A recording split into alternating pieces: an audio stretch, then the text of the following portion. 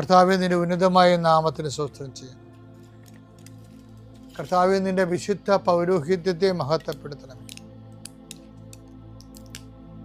കർത്താവേ, സഭയിലുള്ള സാന്നിധ്യം പ്രകടമാക്കണം. 40 വർഷം അടിയനർപ്പിച്ച കൃപാന്റെ ബലത്തിൽ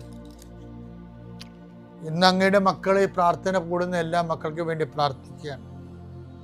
കർത്താവെ, മനസ്സ് വേദനിക്കുന്ന എല്ലാ വിഷയങ്ങളും, അവരുടെ മനസ്സ് വേദനിപ്പിക്കുന്ന എല്ലാ വ്യക്തികളും ഇപ്പോഴും ഈശോയുടെ നാമം നിർവീര്യമാകട്ടെ. കർത്താവ് നീ ഉപയോഗിക്കുന്ന എല്ലാ ഓർണമെൻറ്റ്സുകളും കർത്താവ് ആശീർവദിക്കട്ടെ.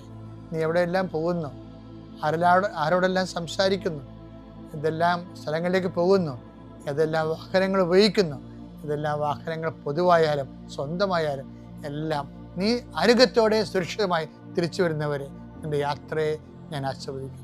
നീ ഉത്കണ്ഠപ്പെടുന്ന വ്യക്തികൾ, സങ്കടപ്പെടുന്ന സാഹചര്യങ്ങൾ, അവർ തരുമോ ഇല്ലയോ എന്നുള്ള വിഷമങ്ങൾ, നീക്കുമോ ഇല്ലയോ എന്നുള്ള ആശങ്കകൾ, പിന്നെ വിവാഹ ഒരുക്കത്തിന് വേണ്ടി പോണവർ, വിവാഹ സമ്മതത്തിന് വേണ്ടി പോണവർ, ജീവിത പങ്കാളെ കാണാൻ വേണ്ടി പോകുന്നവർ, നിൻ്റെ കാഴ്ചകൾ, സംസാരങ്ങൾ എല്ലാം ആസ്വദിക്കുന്നു. പണത്തിന് വേണ്ടി പോകുന്നവർ, പണം വാങ്ങിക്കാൻ വേണ്ടി പോകുന്നവർ, ജോലി വാങ്ങിക്കാൻ വേണ്ടി പോകുന്നവർ, വീട് വെക്കാൻ പോകുന്നവർ, വാഹനം വാങ്ങിക്കാൻ പോകുന്നവർ, എന്തെല്ലാം സംരംഭങ്ങൾക്ക് വേണ്ടി ദൈവവൈതലെ നീ പോകുന്നുവോ, എൻ്റെ 40 വർഷത്തെ കൃപാന്റെ യുഗതയാണ്. കൃപാസ്ഥാനത്താറെ ജീവനോടെ പ്രത്യക്ഷപ്പെട്ട മാതാവിൻ്റെ മധ്യസ്ഥത്തിൽ യേശുനാമത്തിൽ നീ തിരിച്ച് സുരക്ഷിതനായി സുരക്ഷ വരുന്നവരെ കർത്താവ് നിന്നോട് കൂടെ.